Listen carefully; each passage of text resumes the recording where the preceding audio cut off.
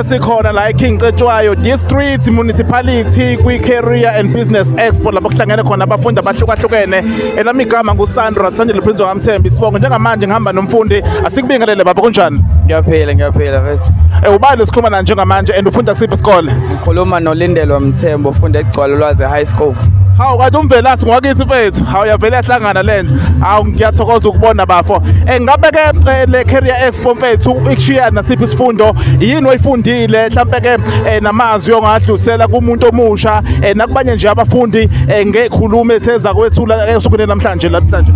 so mfethu ngicela uqala ekutheni le expo ibalekile for ukuthi izingane zigatharishe because some of us bebengazi ukuthi bafuna ini empilweni bafuna ukwenzani so le expo iwusizo kakhulu enganeni because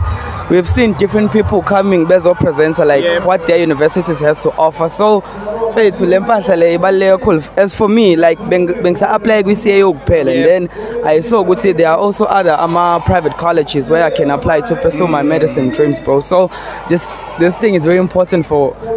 grade 12 learners because iyasiza kakhulu ngiyakuzwa mfethu ugijima ngoJojo ufunda kusiphi isikole ufunda grade bani ngifunda eGcwala Ulwazi High School mfethu ngifunda grade 12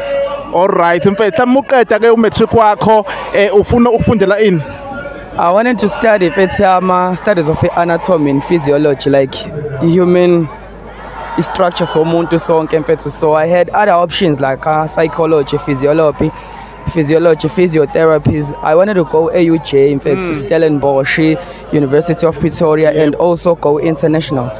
Sibonga kakhulu mfoka Mthembu ngesikhathi sakho mfethu sikufisela kokuhle njengomfundi owenza umatikuletsheni ngiyabonga mfethu ngibonga ukuthi ngibe nani ngalesi sikhathi ngiyabonga Sibonga mfethu